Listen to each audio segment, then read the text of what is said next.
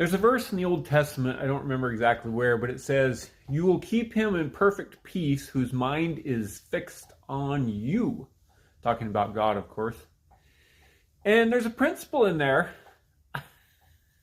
that we, as people of faith, seriously need to understand.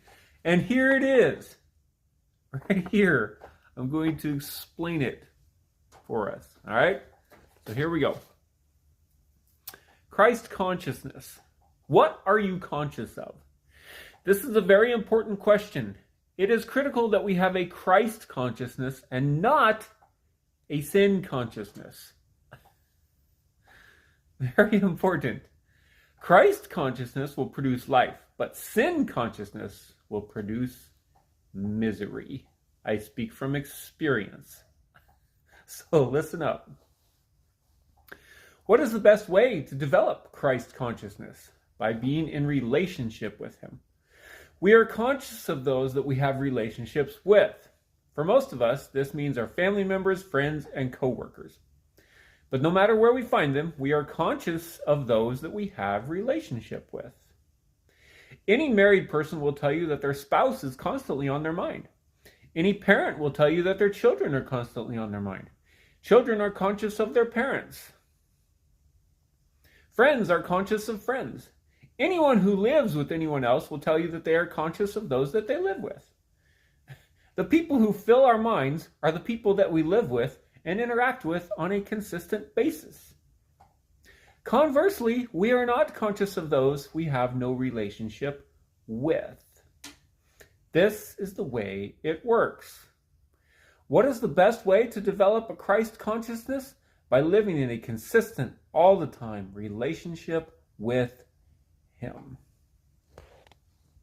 Christ consciousness leads one to a real personal knowledge and understanding of who Jesus is and of the things that he has done.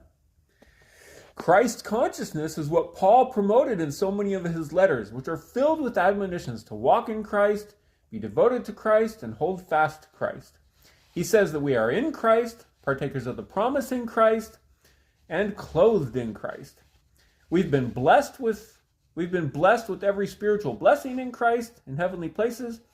We've been shown the boundless riches of grace in Christ and seated with Christ in heavenly places.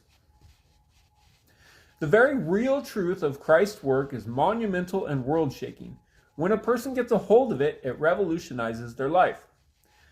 The best way to learn about his work is to have him teach you, as we are instructed to ask for in Ephesians 1, 17 through 19, and Ephesians 3, 16 through 19. Learning about, discovering, and focusing on the finished work of Christ will also produce Christ consciousness in your life. When a person has that Christ consciousness that Paul constantly promoted, there's not a lot of room for all the other things that can trip us up. The alternative that I have personally witnessed to a very large degree, and that I suffered from for years, is sin consciousness. This is rampant inside of the church, and it is the natural result of what? Focusing on sin. The more I focused on sin in my life, the more sin I saw. This is because whatever you focus on expands. In my life, the more I was told that I needed to get rid of my sin, the more aware of sin I became. The more my leaders pushed me to stop being bad and to be good, the more I saw the bad compared with the good. I was, inadvertently, partaking of the spiritual fruit of the tree of the knowledge of good and evil. The more I did that, instead of living in love with Jesus himself, the worse I got.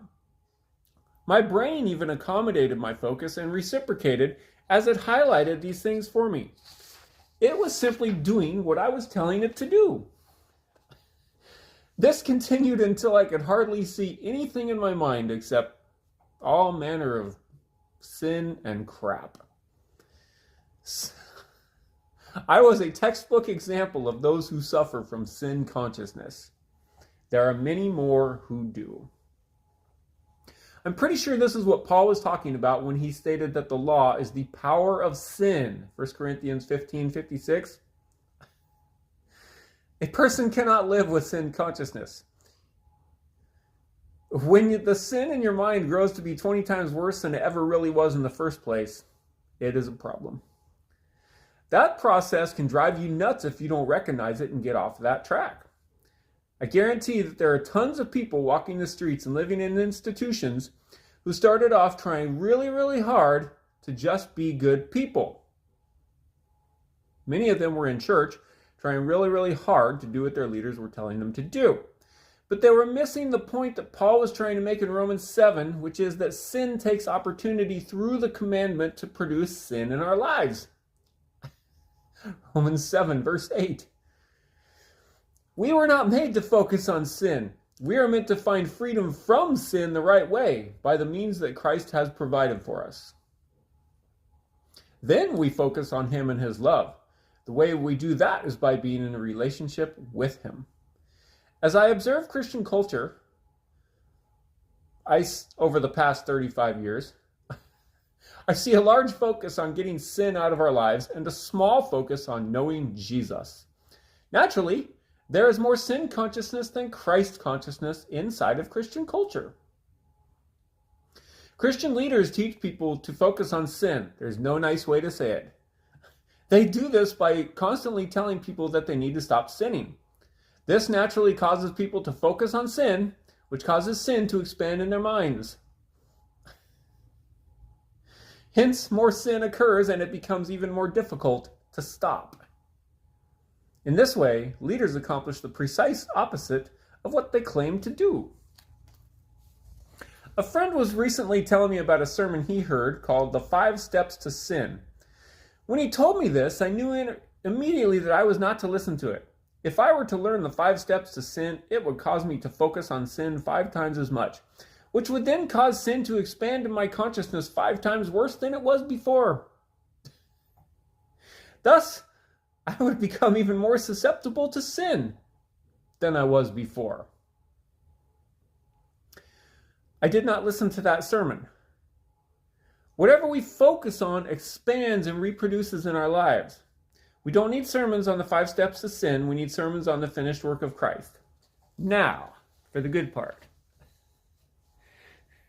In the 30th chapter of Genesis, we see a very vivid example of the power of focus. Jacob is having a difficult time dealing with his father-in-law Laban, and so schemes a way to deal him one last blow before he takes his leave of him. It is a classic revenge story. Jacob tells Laban that he will pasture his flocks for a period of time, and that he would only take the newborn speckled and spotted lambs as his wages. Laban agrees, thinking that he is getting the best of the deal, because there are always fewer speckled and spotted lambs. Jacob then proceeds to carve a bunch of speckled and spotted branches, peeling the bark off of them intermittently with his bowie knife. He then places those sticks in front of the watering troughs where the flocks came to drink. The flocks came to drink at the watering troughs and mated while they were there. What was the result? As the flocks focused on the spotted sticks, they reproduced spotted and speckled offspring. Magic, you say? No, a simple matter of focus. Whatever any living being focuses on, they reproduce. The imaginative part of their minds goes right to work, expanding and reproducing whatever they are focused on. It is a spiritual mental dynamic that manifests in the physical realm.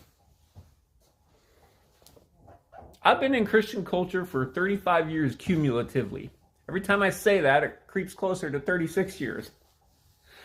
I have seen so much sin focus and sin consciousness inside of Christian culture, it's ridiculous. I hardly see any Christ consciousness. Why?